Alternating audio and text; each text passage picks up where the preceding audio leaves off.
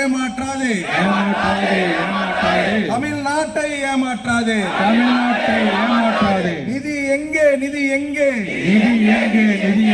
எங்களுக்கான நிதி எங்கே, நீதி வேணும். நம்ம எலெக்ஷன் டைம்ல இருந்து எல்லாரும் கேட்டுட்டு இருக்க விஷயம் அந்த 100 நாள் வேலைவாய்ப்பு திட்டம். அண்ணன்ல ஆரம்பிச்சு அத்தனை கட்சி தலைவர்களும் இந்த 100 நாள் வேலைவாய்ப்பு திட்டத்தை வெள்ளை அறிக்கை கொடுங்க, என்ன பண்ணிட்டு இருக்கீங்க கொடுங்க. ஒரு மாநிலத்துக்கு நடக்குது, இன்னொரு மாநிலத்துக்கு நடக்கல, கண்டிப்பா இது தெரிஞ்சாகணும்னு சொல்லி அத்தனை தடவை கேள்வி எழுப்பும். மந்திரி எந்திரிச்சு மலுப்பலா ஒரு பதில சொல்லியும் இன்னைக்கு விட்டுருக்காங்க, திருப்பி விட போறது இல்ல.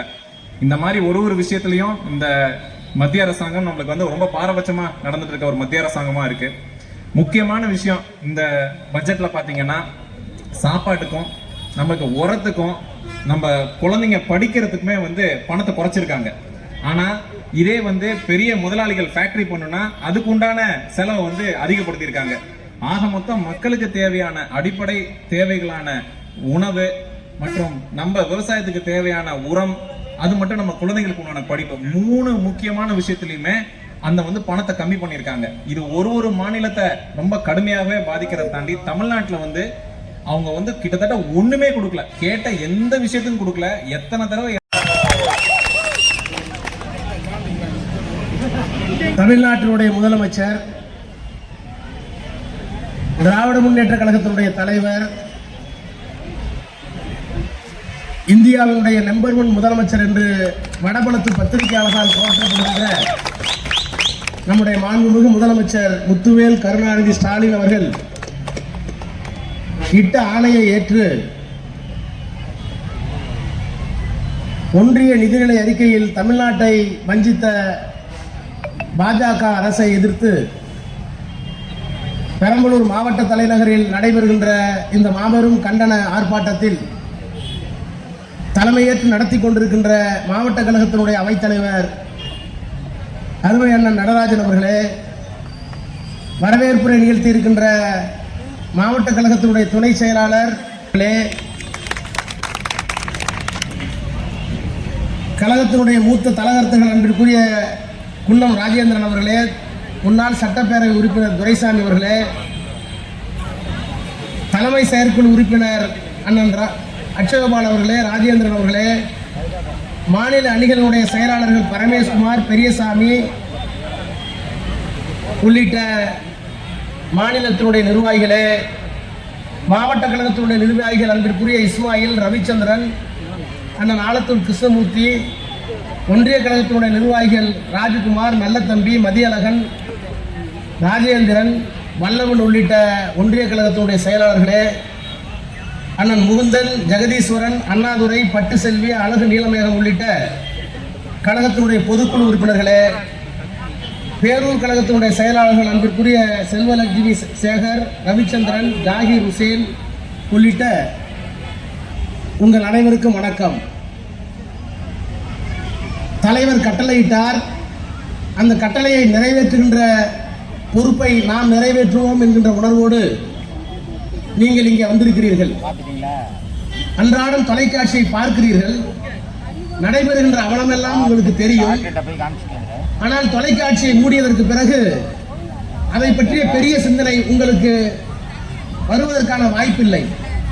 ஏனென்றால் உங்களுக்கு இருக்கின்ற வேலை பளு. ஐயோ மோடி இப்படி செய்கிறாரே நியாயமா என்று கேட்டுவிட்டு வயலுக்கு போக வேண்டும், அல்லது வேலைக்கு போக வேண்டும், அரசு அலுவலகத்துக்கு போக வேண்டும்.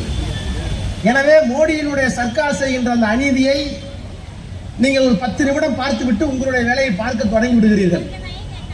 உங்களுக்கு சுமை அவ்வளவுதான். நீங்கள் கொடுத்து வைத்தவர்கள் உள்ளபடியே ரொம்ப கஷ்டப்படுறது நானும் அருள் இருந்தான்.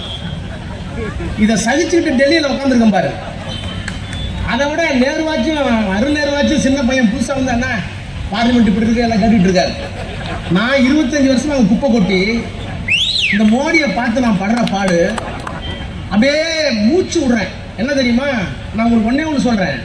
இந்த பிரதமர் நாற்காலியில் உட்கார்ந்துருக்கவங்களுடைய பண்பு இருக்குல்ல, நான் காங்கிரஸ் சொன்னா கோச்சுவாங்க, நேரு பேசுறாரு பெருசான்னு, இந்திரா காந்தியை சொன்னா பெரிதாக பேசுகிறார், ராஜா புகழ்கிறாருமாங்க. இந்த கட்சியை தொடக்கி வச்ச வாஜ்பாயை சொல்றேன், ஒண்ணு தெரியும், ஞாபகப்படுத்துறேன். 1998 ஜெயலலிதாவுடைய நாடாளுமன்ற உறுப்பினர்களை தமிழ்நாட்டிலே வைத்துக் கொண்டு பிரதமர் வாஜ்பாய் பிரதமராக பொறுப்பேற்கிறார். ஞாபகம் இருக்கா உங்களுக்கு? கூட்டணியில ஜெயலலிதா, கூட்டணியிலே ஜெயலலிதா, ஜெயலலிதாவுடைய நாடாளுமன்ற உறுப்பினர் 10 20 இருந்தாலும் அவன் பிரதமர் நாற்காலில் உட்கார முடியும். ஏறத்தாழ இப்ப இருக்க மாதிரியே. மோடிக்கு இப்ப எப்படி ஆந்திராவில் இருக்க எம்பிக்களும் பீகாரில் இருக்க எம்பிக்களும் சப்போர்ட் இருந்தாதான் இவர் பிரதமர் நாற்காலில் உட்கார முடியும். இப்ப இவருக்கு ஒரு நிர்பந்தம். இதே மாதிரி நிர்பந்தம் வாஜ்பாய் என்கின்ற ஒரு உயர்ந்த மனிதருக்கு. கலைஞர் சொன்னார்ல, right man in wrong partner. Vajpayee நல்லவர் தான், பிஜேபி தான் கெட்ட கட்சியினர் கலைஞர். அந்த ரைட் மேன் வாஜ்பாய் பிரதமராக இருக்கிறார். தேர்தல் முடிஞ்சு 18 மாசத்துல ஜெயலலிதா ஆட்சியை நம்பிக்கையில்லா தீர்மானம் கொண்டு வராங்க. என்ன காரணம் தெரியுமா சொன்னாங்க? இங்க தமிழ்நாட்டில் திராவிட முன்னேற்ற கழகத்தினுடைய கலைஞர் ஆட்சியை கலைத்தால்தான் உங்கள் பிரதமர் நாற்காலியை நீங்கள் காப்பாற்றிக் கொள்ளலாம். வாஜ்பாய் அவர்களே, நீங்கள் பிரதமராக நீடிக்க வேண்டும் என்றால் கலைஞரை வீட்டுக்கு அனுப்புங்கள். இதான் நிர்பந்தம். மோடியா இருந்தா சாயங்காலம் கைது போட்டிருப்பாரு. கொள்கையில வேறுபட்டு இருக்கலாம். வாஜ்பாய் என்ற கொள்கை நம்மோடு உடன்பட்ட கொள்கை அல்ல. ஆனால் வாஜ்பாய் யோகிய என்ன சொன்னா தெரியுமா? ஆட்சி வரும் போகும், வரலாற்றில் வாஜ்பாய் என்கின்ற மனிதன் தவறளித்தான் என்று இருக்கக்கூடாது என்பதற்காக அன்றைக்கு ஆட்சியை காவு கொடுத்து விட்டு ஜெயலலிதாவை தூக்கி எறிந்த உயர்ந்த மனிதன் உட்கார்ந்த இடத்தில் இந்த மோடி உட்கார்ந்திருக்கார். நான் அந்த மோடியவும் பார்த்தேன். ஏன் எனக்கு வருத்தமா இருக்குன்னா, நீங்க எல்லாம் பேசிட்டு போயிடுவீங்க, போடாந்தால் கிடக்கான்ட்டு.